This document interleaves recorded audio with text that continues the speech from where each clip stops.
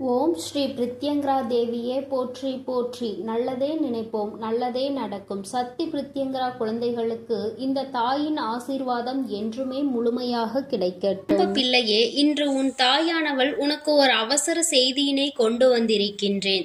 என் பிள்ளையே, நீ என்னை தள்ளிவிட மாட்டாய் என்ற நம்பிக்கையில் நான் உன்னோடு பேசுவதற்காக வந்திருக்கின்றேன். என் தங்கமே, இது உனக்கான முக்கியமான விஷயம் என்பதை நீ புரிந்து கொண்டால் இந்த பதிவினை நீ முழுமையாக கேட்க வேண்டும்.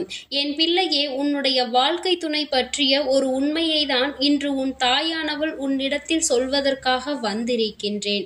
என் தங்கமே, இது ஒரு ரகசியம் என்றும் சொல்லலாம், உனக்கு தெரியக்கூடாது என்று நினைத்த விஷயம் என்றும் சொல்லலாம். என் குழந்தையே, உன்னுடைய வாழ்க்கை துணை உனக்கு எத்தனையோ நாட்கள் உனக்கு உறுதுணையாக இருந்து கொண்டிருக்கின்றார்கள். சில காலமாக அவர்களினுடைய நடவடிக்கைகள் என்பது அவர்களின் பேச்சுக்கள் எல்லாமே சற்று வித்தியாசமாக இருப்பதனால் என் குழந்தை மனதிற்குள் சில நாட்களாக சில நெருடல்கள் இருந்து கொண்டே இருக்கின்றது. எதனால் இவர்களுக்குள் இத்தனை மாற்றம், எதற்காக இவர்கள் இப்படி நடந்து கொள்கிறார்கள் என்று தெரியாமல் என் பிள்ளை மனதளவில் நீயும் அதிக அளவு மனவேதனையை அனுபவித்துக் கொண்டிருக்கின்றாய். உன்னுடைய எண்ணம் என்னவென்றால் அவர்களுக்கு ஏதேனும் பிரச்சனையாக இருக்கும் பட்சத்தில் அதை நம்மிடத்தில் சொன்னால் அதை நாமும் பகிர்ந்து கொள்ளலாமே, அவர்கள் கஷ்டங்களை நாமும் பகிர்ந்து கொண்டு அவர்களுக்கு உறுதுணையாக இருக்கலாமே என்று என் பிள்ளை நீ மனதளவில் நினைத்து கொண்டிருக்கின்றாய். ஆனால் இவர்கள் இந்த விஷயத்தை நம்மிடத்தில் சொல்லாமல் மறைத்து கொண்டு நடப்பதுதான் நம் மனதுக்கு வேதனையை கொடுக்கிறது என்று என் பிள்ளை நீ புலம்பிக் கொண்டிருக்கின்றாய். உன்னுடைய இந்த புலம்பலுக்கு இன்றே முடிவு கட்டிவிட வேண்டும் என்றுதான் அம்மா இன்று உன்னை தேடி வந்திருக்கின்றேன். என் தங்கமே, பொதுவாகவே கஷ்டங்களாக இருந்தாலும் நஷ்டமாக இருந்தாலும் இன்பமாக இருந்தாலும் துன்பமாக இருந்தாலும் ஒருவருக்கொருவர் பகிர்ந்து கொண்டு விட்டு கொடுத்து வாழ்வதுதானே இந்த வாழ்க்கை. என் பிள்ளையே, அப்பேற்பட்ட இந்த வாழ்க்கையில் எதையோ நினைத்து உன் குடும்பத்தில் எப்பொழுதும் கஷ்டங்கள் வந்து கொண்டே இருக்கின்றது. தங்கமே, அப்பேற்பட்ட இந்த வாழ்க்கையில் அதே அனைத்து குணங்களோடு ஒரு உறவு நமக்கு கிடைத்து விட்டது என்றால் அதைவிட சந்தோஷம் வேறென்ன இருக்க முடியும்? என் பிள்ளையே, உனக்கு கிடைத்த இந்த சந்தோஷமான வாழ்க்கையில் திடீரென்று ஒரு பிரச்சனை ஏற்படுகிறது என்றால் நிச்சயமாக உன்னால் அதனை சமாளிக்க முடியாதுதான்.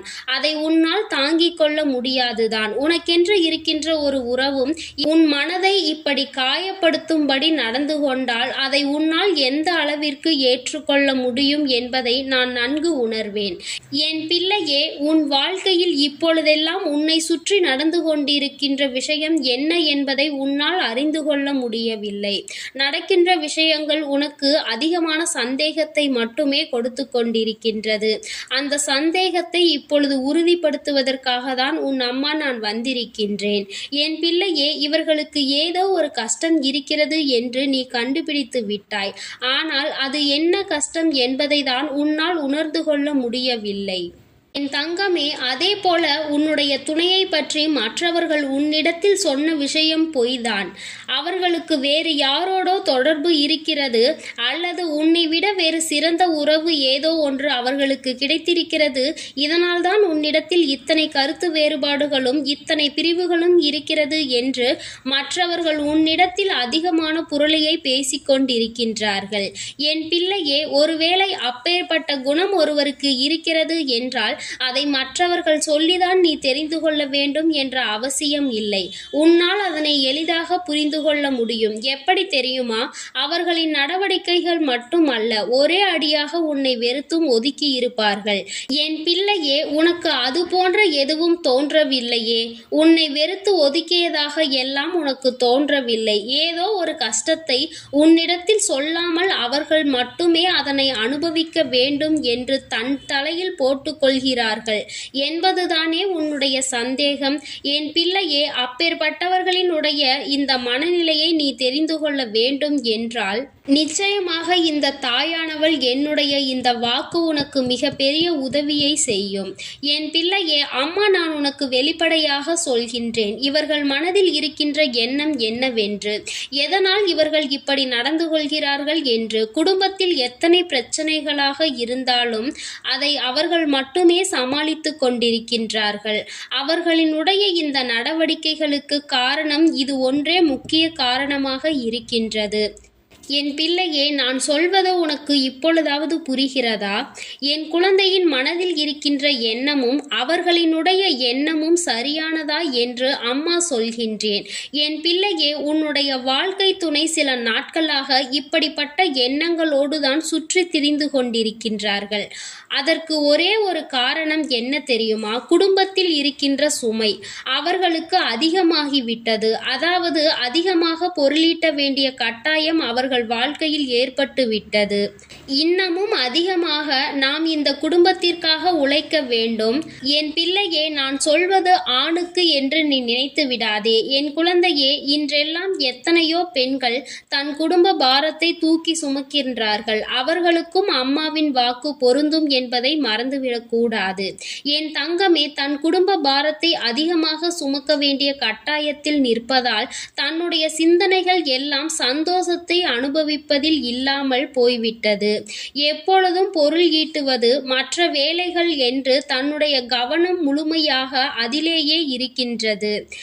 எப்பொழுதும் ஏதோ ஒரு சிந்தனையில் இருந்து கொண்டிருப்பதால் வேறு எங்கும் கவனத்தை செலுத்த முடியவில்லை.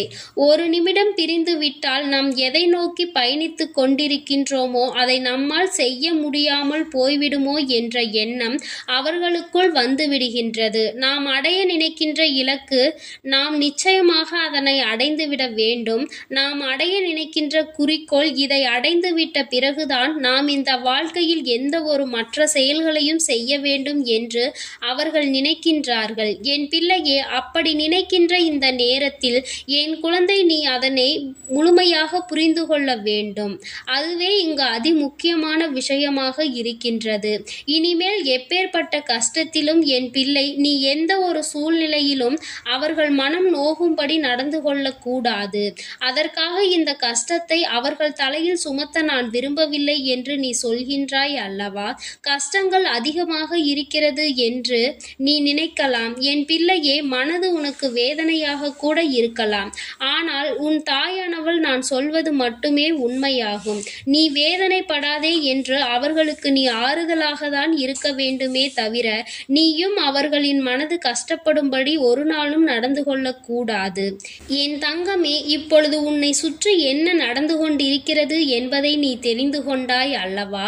மற்றவர்கள் சொல்வது போல உன்னுடன் கருத்து வேறுபாடுகள் அவர்களுக்குள் ஏற்படுகிறது என்று மற்றவர்கள் சொல்கின்ற கருத்துக்களை உன் மனதிற்குள் நீ கொண்டு வந்து விடக்கூடாது.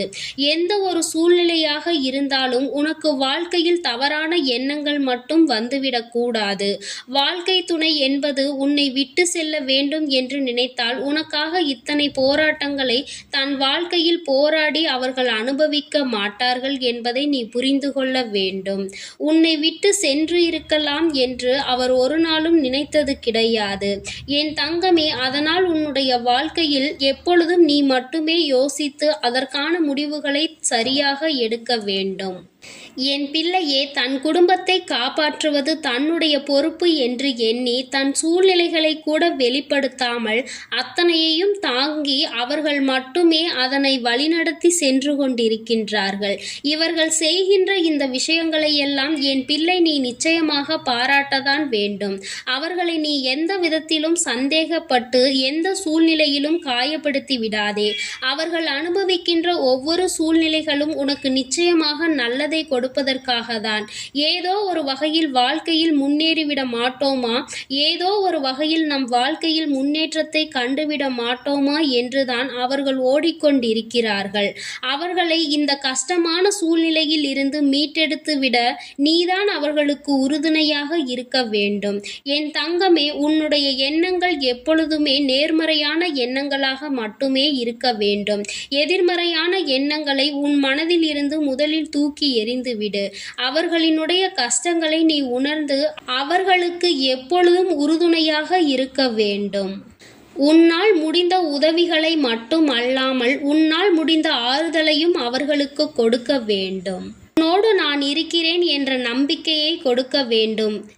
என் பிள்ளையே, நீ வெளிப்படையாக எதையும் சொல்லி தெரிய வேண்டும் என்ற அவசியம் கிடையாது. நம்முடைய துணை நமக்காக எப்பொழுதும் இருக்கிறார்கள் என்பதை மட்டும் தெளிவாக உணர்ந்தால் போதும். உனக்காக உழைக்கின்ற மனிதரிடம், உனக்காக உழைக்கின்ற பெண்களிடம் சென்று நீ எதற்காக இப்படியெல்லாம் செய்தாய் என்று சந்தேகப்படாமல் அந்த தவறை மட்டும் ஒரு நாளும் நீ செய்து விடாதே. என் செல்ல குழந்தைக்கு இந்த தாயானவளினுடைய ஆசீர்வாதங்கள் எப்பொழுதும் முழுமையாக இருந்து கொண்டே இருக்கும். என் தங்கமே, அதனால் நீ எதற்காகவும் கலங்காதே, எதை நினைத்தும் வருந்தாதே. நீ நல்லதையே நினைத்தால் உன் வாழ்வில் எல்லாம் உனக்கு நல்லதாக மட்டுமே நடக்கும். என் அன்பு குழந்தைக்கு இந்த சக்தி பிரித்யங்கராவின் அன்பும் ஆசீர்வாதமும் முழுவதுமாக கிடைக்கும். ஓம் ஸ்ரீ பிரித்யங்கரா தேவியே போற்றி போற்றி. ஓம் ஸ்ரீ பிரித்யங்கரா தேவியே போற்றி போற்றி.